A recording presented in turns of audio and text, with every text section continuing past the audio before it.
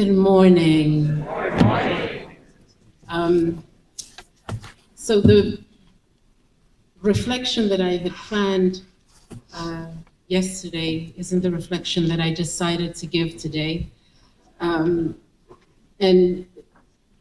I actually want to read to you from my recent book on my theology series, and it's titled Forgiveness and Reparations, The Healing Journey, because I think it speaks a little bit to where we are in this moment.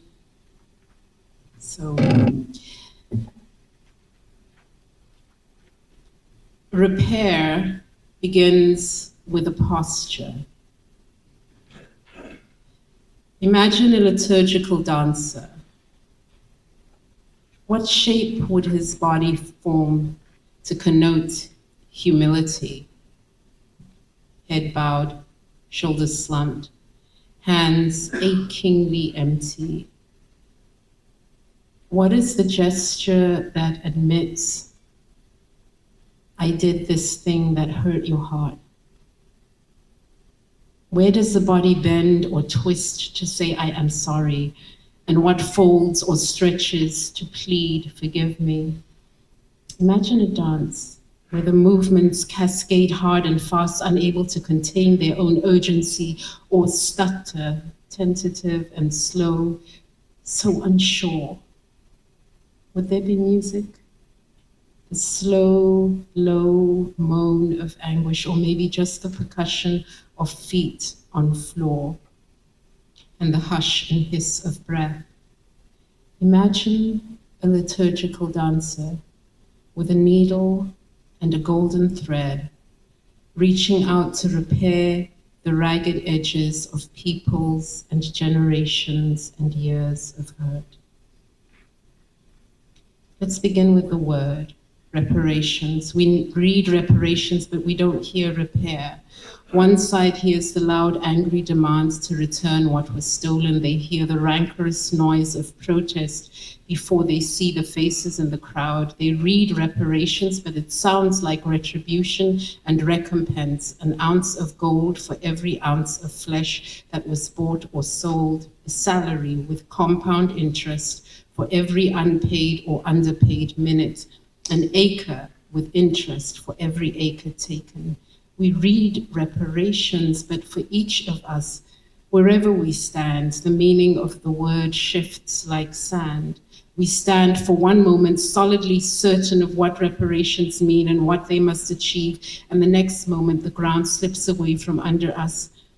The wind of a new opinion blows. What seemed clear and simple is suddenly cloudy and complicated by all the people involved, complicated by the lack of clarity about what reparations are designed to accomplish, complicated by which of the raft of wrongs reparations are supposed to address. And because we disagree about the goal, we disagree about the way to achieve the desired outcome. We wrestle with the idea of reparations, sometimes in good faith, sometimes in bad faith, but we wrestle. And we bring all our hopes, fears, worries, and resentments to our wrestling. Our experience of the word now has everything to do with what we know and what we imagine of our ancestors' experience of life then. So let us begin with the word.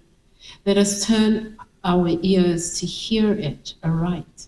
Let us resolve to hearken to the music of it. Let us listen for the multitonal melody of reparations. Let us listen for the jarring notes of what is broken, and let us listen for the bright sound of what rings true.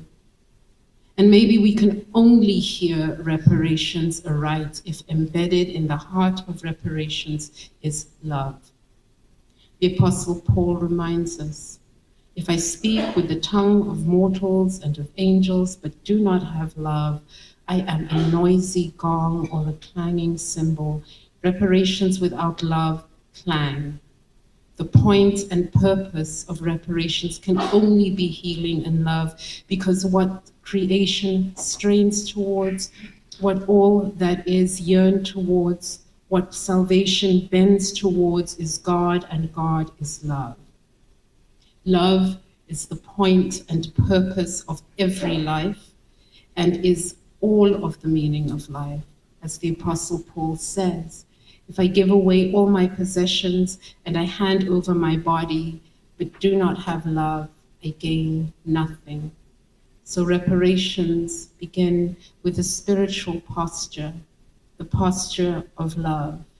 And reparations must begin with a mental posture, the posture of humility.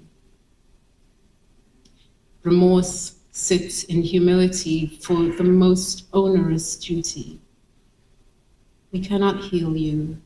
We can only hear you. We can only let you speak, and we can listen.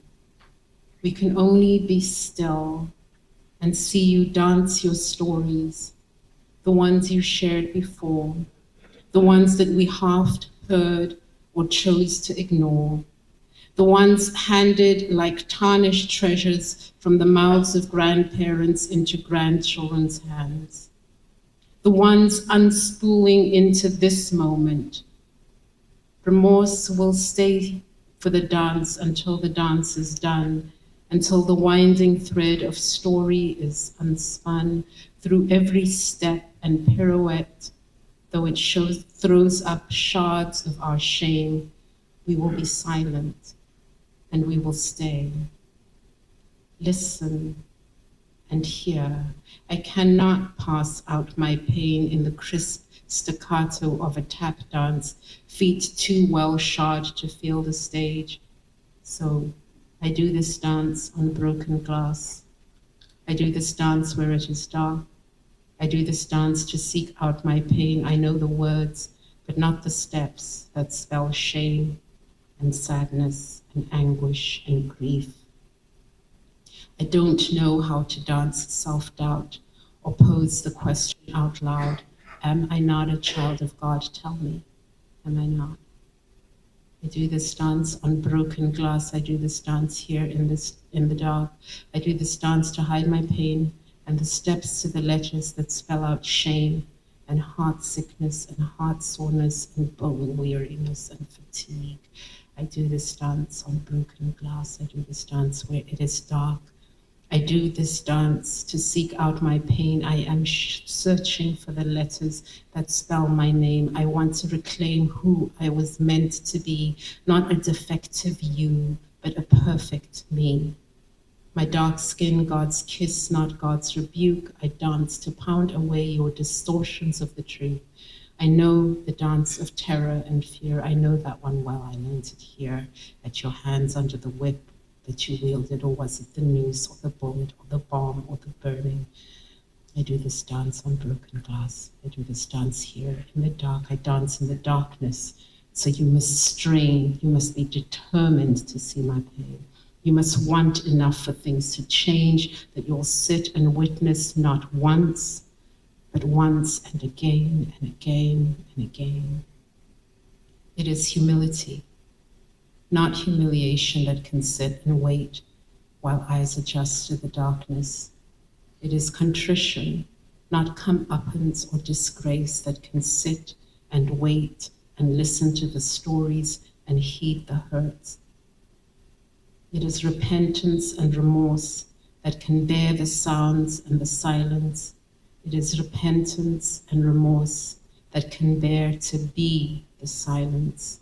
It is repentance and remorse that can bear to hold the sounds. It is humility and hope that bring us here. It is humility and hope that let us dare to believe that there can be a repair.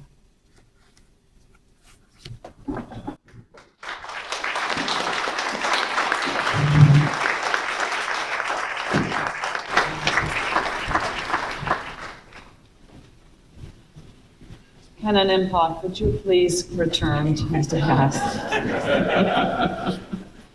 Can't get away that quickly.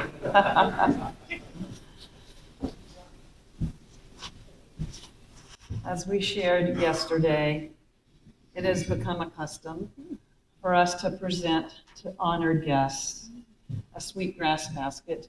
And as you know well, it is a craft begun in West Africa, a beautiful art that reflects the wisdom here of the Gullah and the Geechee people.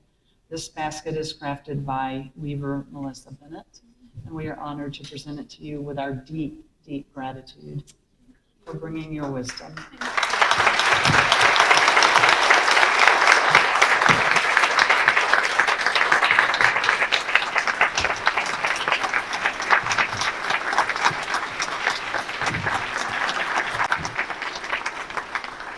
Sorry, I have to admit it was a really strong spiritual practice for me to not look enviously at the presiding bishop's basket